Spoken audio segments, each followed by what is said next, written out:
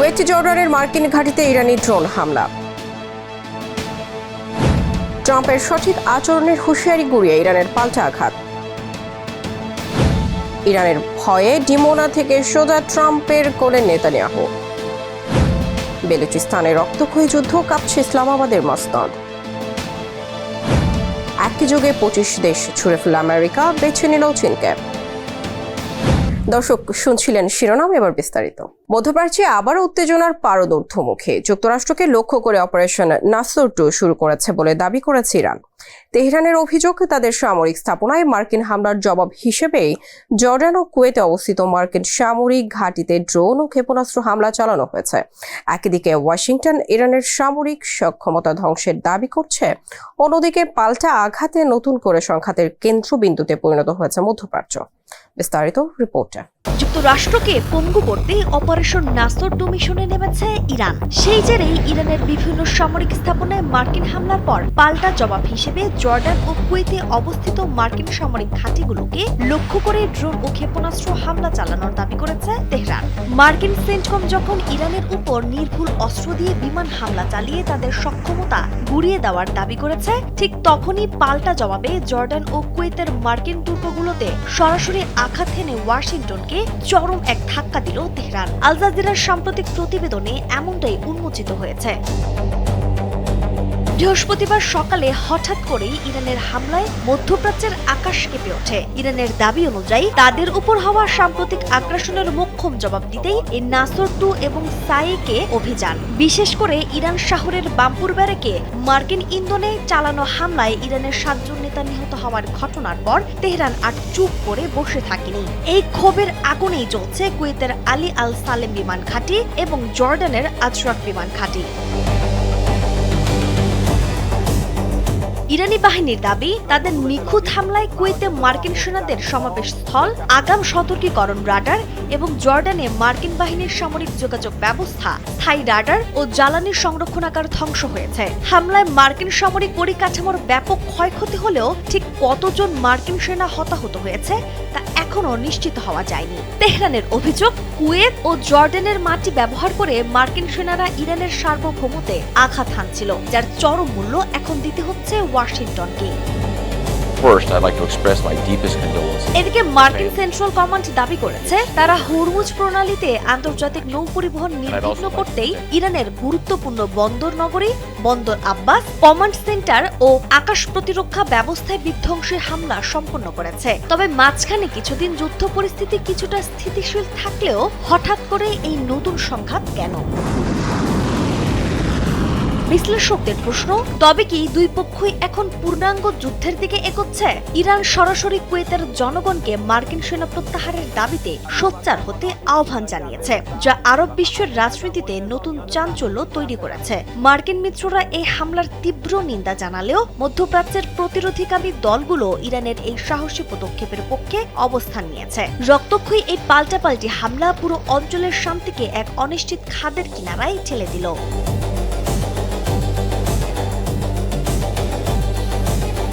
নাজপুনার উসবা, কালবেলা।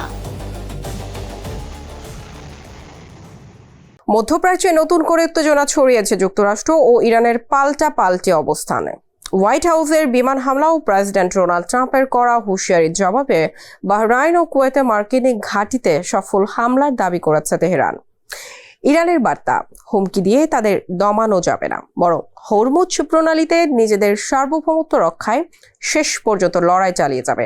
এদিকে ট্রাম্প বলেছেন, তেহরানের সঠিক আচরণ করা উচিত। বিস্তারিত রিপোর্টে। হোয়াইট হাউসের একের পর এক বিমান হামলা আর ডোনাল্ড ট্রাম্পের ঔদ্ধত্যপূর্ণ হুমকির জবাবে পাল্টা আঘাত হেনেছে ইরান। মধ্যপ্রাচ্যে মার্কিন দাদাগিরি নস্যাৎ করতে বাহরাইন ও কুয়েতের মার্কিন ঘাঁটিতে সফল হামলা চালিয়ে ট্রাম্পকে স্পষ্ট বার্তা দিলেন তেহরান। হুমকি দিয়ে ইরানকে দমানো যাবে না, বরং হরমুজ প্রণালীতে নিজেদের সার্বভৌমত্ব রক্ষায় শেষ পর্যন্ত লড়াই করবে তারা। আর ট্রাম্প বললেন, তেহরানকে সঠিক আচরণ করা উচিত। এমন তথ্যই নিশ্চিত করেছে বিবিসি।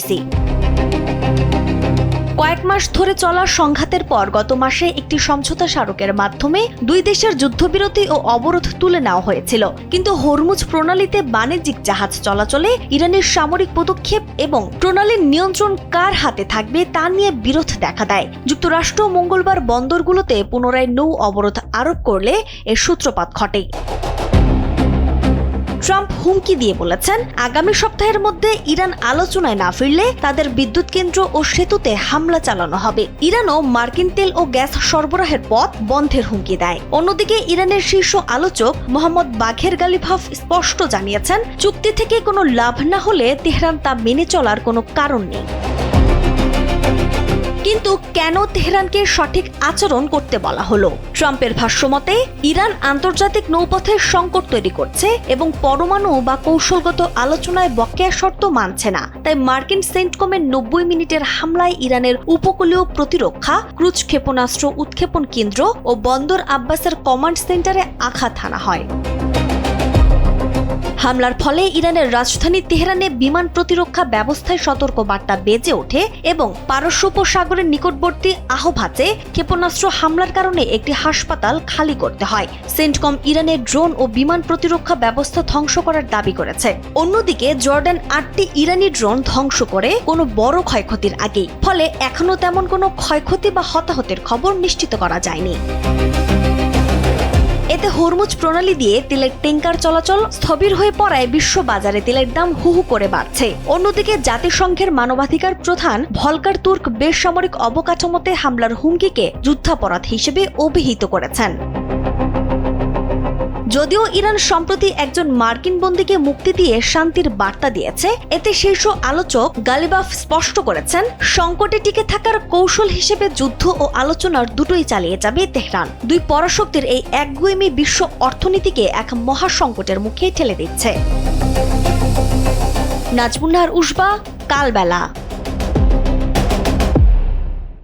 ওয়াশিংটনে ইসরায়েলকে ঘিরে বদলে যাচ্ছে রাজনৈতিক সমীকরণ। মার্কিন কংগ্রেসের সামরিক সহায়তা কমানোর পক্ষে ডেমোক্র্যাটদের অবস্থানের মধ্যে যুক্তরাষ্ট্র সফরের প্রস্তুতি নিয়েছেন ইসরায়েলের প্রধানমন্ত্রী বেনিয়ামিন নেতানিয়াহু।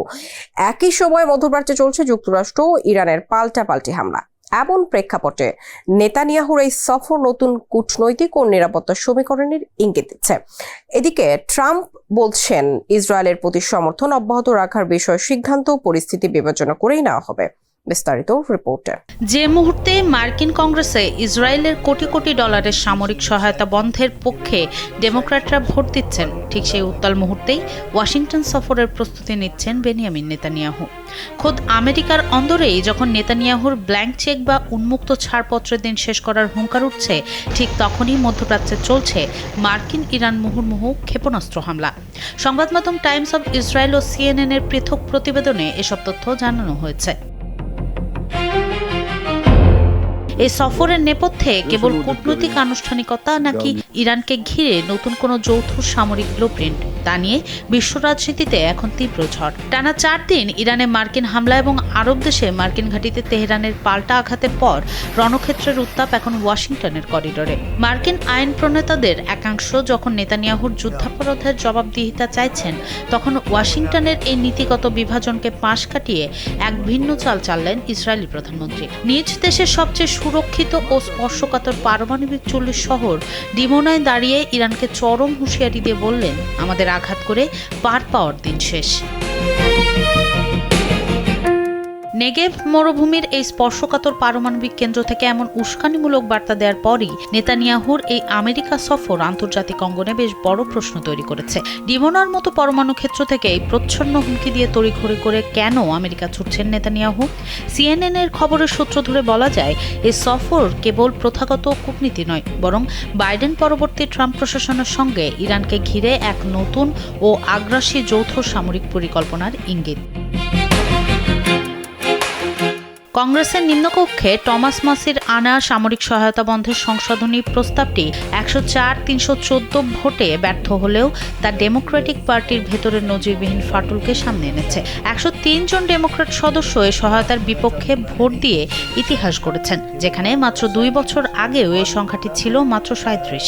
হুইপ ক্যাথরিন ক্লার্কের মতো শীর্ষ নেত্রীও মার্কিন মূল্যবোধ রক্ষায় সহায়তার বিপক্ষে অবস্থান নিয়েছেন। প্রগতিশীল ডেমোক্র্যাট নেতা গ্রেগ ক্যাসারের ভাষায় এই ভোট নেতানিয়াহুর জবাবদিহিহীন ব্ল্যাঙ্ক চেকের দিন ফুরিয়ে যাওয়ার স্পষ্ট বার্তা।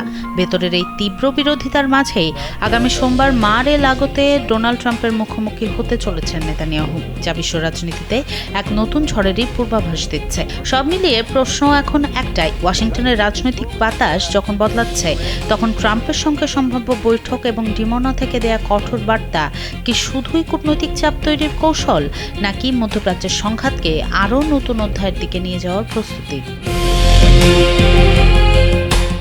সোনম সিদ্দিকী, কালবেলা। পাকিস্তানের সবচেয়ে বড় প্রদেশ বেলুচিস্তানকে ঘিরে নতুন করে উত্তেজনা ছড়িয়েছে। সামাজিক মাধ্যমে স্বাধীন রাষ্ট্র ঘোষণার দাবি ও বিদ্রোহীদের নিয়ন্ত্রণ নিয়ে নানা তথ্য ছড়িয়ে পড়লেও সেগুলোর সত্যতা নিশ্চিত হয়নি। তবে পরিস্থিতি মোকাবেলায় দেশটির সামরিক বাহিনী আকাশ ও স্থলপথে বড় ধরনের অপারেশন শাবান শুরু করেছে। বিদ্রোহীদের সঙ্গে সংঘাতের এই নতুন অধ্যায় পাকিস্তানের নিরাপত্তা পরিস্থিতিকে আরও জটিল করে তুলেছে। বিস্তারিত রিপোর্টে। আবারও ভাঙতে যাচ্ছে পাকিস্তান। দেশটির ৪৪% ভূখণ্ড নিয়ে গঠিত বেলুচিস্তান নাকি নিজেদের স্বাধীন রাষ্ট্র হিসেবে ঘোষণা করেছে। প্রাদেশিক সরকার উধাও, আর ৮৫% এলাকা এখন বিদ্রোহীদের দখলে। এমন সব খবর ঘুরপাক খাচ্ছে সোশ্যাল মিডিয়ায়, যদিও এর সত্যতা নিশ্চিত নয়। তবে বেলুচিস্তানে পাকিস্তানের সামরিক বাহিনী আকাশ আর স্থলপথে শুরু করেছে তাদের ইতিহাসের সবচেয়ে বড় অপারেশন শাবান। খবর দ্য ডিপ্লোম্যাটের। বিদ্রোহীদের দাবি শুনলে সত্যি চোখ কপালে ওঠে। বেলুচ নেতা মীর ইয়ার বেলুচ গেল ১৩ জুলাই এক চিঠিতে দাবি করেছেন বর্তমানে বেলুচিস্তানের প্রায় ৮৫% ভূখণ্ড বিদ্রোহী বাহিনীর সম্পূর্ণ নিয়ন্ত্রণে। তারা নাকি ইতিমধ্যে নিজস্ব জাতীয় সঙ্গীত, জাতীয় পতাকা এবং বেলুচি ফালুস নামের নিজস্ব মুদ্রাও চালু করে ফেলেছে। দেশটির প্রাণশক্তি স্বর্ণ, তামা ও ১৫০টিরও বেশি গ্যাস ক্ষেত্রের নিয়ন্ত্রণ এখন বিদ্রোহীদের হাতে। চলতি বছরের শেষ নাগাদ ৫ লাখ বাহিনী নিয়ে পাকিস্তানি সেনাদের পুরোপুরি বিতাড়িত করার ঘোষণা দিয়ে বিশ্ব সম্প্রদায়ের স্বীকৃতি চেয়েছেন এই নেতা। বাস্তবতা হলো, স্বাধীনতার এই নাটকীয় দাবি সম্পূর্ণ তথ্য সমর্থিত নয়। পাকিস্তানের সামরিক বাহিনী এখনও প্রধান শহর ও পরিকাঠামোর নিয়ন্ত্রণ ধরে রেখেছে। তবে পর্দার আড়ালের আসল সত্যটি আরও ভয়ঙ্কর। ডন, রয়টার্স ও দ্য ডিপ্লোম্যাটের সূত্র মতে বেলুচিস্তানের মাটি এখন এক ভয়াবহ রক্তক্ষয়ী যুদ্ধের ময়দান। একদিকে নিষিদ্ধ টিটিপিআর আর অন্যদিকে ভয়ঙ্কর বিএলএ, এই দুই চরমপন্থী গোষ্ঠী এবার হাত মিলিয়েছে পাকিস্তানের বিরুদ্ধে। ৪২ জন সেনা ও পুলিশ সদস্যের প্রাণহানি আর ১৮ জন পুলিশকে ধরে নিয়ে গিয়ে নির্মমভাবে হত্যা। এই এক ধাক্কাতেই কেঁপে উঠেছে ইসলামাবাদের মসনদ। এই পরিস্থিতিতে ক্ষুব্ধ প্রধানমন্ত্রী শেহবাজ শরীফ ও সেনাপ্রধান জেনারেল আসিম মুনির কোয়েটায় জরুরি বৈঠকে বসে হুঙ্কার দেন আরও আঘাত করবে বেলুচিস্তানে। আর এরপরই বেলুচিস্তানের আকাশে উঠতে শুরু করেছে যুদ্ধবিমান। জল, স্থল আর আকাশপথের এই ত্রিমুখী লড়াইয়ে শুরু হয়েছে ইতিহাসের অন্যতম বড় অপারেশন শাবান ও অপারেশন আজমি ইস্তেকাম। এই সাঁড়াশি অভিযানে ইতিমধ্যে নিহত হয়েছেন ১২৩ জনেরও বেশি বিচ্ছিন্নতাবাদী। বিদ্রোহীদের অভিযোগ, আরব সাগরের গদর বন্দর সহ বেলুচিস্তানের বিপুল প্রাকৃতিক সম্পদ চীন পাকিস্তান অর্থনৈতিক করিডোরের নামে লুট হচ্ছে, অথচ স্থানীয়রা বঞ্চিত। বছরের পর বছর ধরে চলা রাষ্ট্রীয় গুম ও বঞ্চনার বিরুদ্ধে মাহারাং বেলুচের মতো তরুণীরা অসহিংস আন্দোলন করলেও পাকিস্তান একে দেখছে অস্তিত্বের হুমকি হিসেবে। পাকিস্তানের সামরিক বাহিনী এখনো সব শহর ও প্রধান পরিকাঠামোর নিয়ন্ত্রণ ধরে রাখায় দেশটির তাৎক্ষণিক ভাঙনের সম্ভাবনা নেই। ইতিহাসের পুনরাবৃত্তি ঘটিয়ে আবারও কি বদলে যাবে পাকিস্তানের মানচিত্র, নাকি অপারেশন শাবান চিরতরে নিভিয়ে দেবে এই বিদ্রোহের আগুন? সেই উত্তর লুকিয়ে আছে বেলুচিস্তানের দুর্গম পাহাড়ের বারুদেই। সোনম সিদ্দিকী, কালবেলা। বিশ্ব রাজনীতির জনমতের মানচিত্রে দেখা যাচ্ছে নতুন পরিবর্তনের ইঙ্গিত। যুক্তরাষ্ট্রকে ছাড়িয়ে চীনকে বেশি ইতিবাচকভাবে দেখছে বিশ্বের 25টি দেশের মানুষ। এমন তথ্য প্রকাশ করেছে যুক্তরাষ্ট্রভিত্তিক গবেষণা প্রতিষ্ঠান পিউ রিসার্চ সেন্টার। দীর্ঘদিনের জরিপে এবারই প্রথম এমন প্রবণতা উঠে এসেছে। গবেষণাটি ইঙ্গিত দিচ্ছে বৈশ্বিক জনমত যুক্তরাষ্ট্রের তুলনায় চীনের গ্রহণযোগ্যতা উল্লেখযোগ্যভাবে বেড়েছে। বিস্তারিত রিপোর্টে। আমেরিকা আর পৃথিবীর 1 নম্বর পছন্দের দেশ নয়। বিশ্বের আনাচে কানাচে এখন আমেরিকার চেয়ে চীনের জয়গান বেশি গাওয়া হচ্ছে। একযোগে 25টি দেশ ছুঁড়ে ফেললো আমেরিকাকে আর বেছে নিল শি এর দেশকে। এমন তথ্যই দিল খোদ আমেরিকারই একটি নিরপেক্ষ গবেষণা সংস্থা পিউ রিসার্চ সেন্টার, যা শুনে হোয়াইট হাউসের কর্তাদেরই চোখ চড়ক গাছ। কিন্তু প্রশ্ন হচ্ছে, কেন বিশ্বের এসব দেশ আমেরিকার চেয়ে চীনকে বেশি ভালোবাসতে শুরু করলো? যে পরাশক্তি গত 1 শতাব্দী ধরে পুরো পৃথিবীকে শাসন করে এসেছে, আজ তাদের পায়ের তলার মাটি হঠাৎ করেই সরে গেল। সংবাদ মাধ্যম বিবিসিকে দেয়া সাক্ষাৎকারে গবেষক জোনাথন শুলম্যান জানান, 2002 সাল থেকে চলা এই ট্রেকিং এর জরিপে ইতিহাসে এমন ঘটনা এবারই প্রথম। বিশ্বের 36টি দেশের 42,000 মানুষের উপর চালানো এই জরিপে দেখা গেছে 25টি দেশই এখন ওয়াশিংটনের চেয়ে বেইজিংকে বেশি ইতিবাচক চোখে দেখছে। স্পেন, ইতালি, কানাডা ও ইন্দোনেশিয়ার মতো দেশে চীনের জনপ্রিয়তা আকাশ ছুঁয়েছে। উল্টোদিকে মাত্র 6টি দেশ যেমন ভারত, জাপান ও ইসরায়েল এখনও আমেরিকার পুরনো বন্ধুত্ব আঁকড়ে ধরে আছে। কিন্তু কেন আমেরিকার এই পতন? সবচেয়ে বড় কারণ মার্কিন নীতির অস্থিরতা। ট্রাম্পের গ্রিনল্যান্ড দখলের হুঙ্কার, ভেনিজুয়েলার নেতাকে আটক কিংবা ইরানের সাথে যুদ্ধাবস্থা। আমেরিকার এই আগ্রাসী রূপ বিশ্ববাসীকে ভাবিয়ে তুলেছে। জরিপে অংশ নেয়া 75% মানুষের মতে আমেরিকা অন্য দেশের অভ্যন্তরীণ বিষয়ে বড্ড বেশি নাক গলায়, যেখানে চীনের ক্ষেত্রে এই হার মাত্র 45%। কার্নেগি চায়নার গবেষক ডক্টর চং জা ইয়ানের মতে, ট্রাম্পের এই খামখেয়ালিপনার বিপরীতে বেইজিংকে এখন অনেক বেশি স্থিতিশীল ও নির্ভরযোগ্য মনে করছে দুনিয়া। তবে টুইস্ট আছে অন্য জায়গায়। চীনের প্রযুক্তি ও অর্থনৈতিক অগ্রগতিতে মানুষ মুগ্ধ হলেও এর নেতা শি জিনপিংকে কিন্তু খুব একটা ধোয়া তুলসী পাতা ভাবছে না। জরিপে ট্রাম্প ও শি দুজনের ওপরে বৈশ্বিক আস্থা 50%-এর নিচে। মানুষ ঠিকই বোঝে শি জিনপিং একজন স্বৈরাচারী শাসক, কিন্তু ব্যক্তি শিকে অপছন্দ করলেও সামগ্রিকভাবে চীনের উন্নয়নশীল দেশগুলোকে পাশে টানার নীতি ও প্রযুক্তিগত সাফল্যকে পুরো নম্বর দিচ্ছে বিশ্ববাসী। পাকিস্তানের 90% মানুষ চীনকে ভালোবাসলেও চিরবৈরী জাপানের মাত্র 11% মানুষ বেজিংকে পছন্দ করে। উন্নয়নশীল ও মধ্যম আয়ের দেশগুলোতে চীনের জনপ্রিয়তা এখন আকাশচুম্বী। ব্যক্তিগত স্বাধীনতার দিক থেকে আমেরিকা কিছুটা এগিয়ে থাকলেও সেই ব্যবধান এখন যৎসামান্য।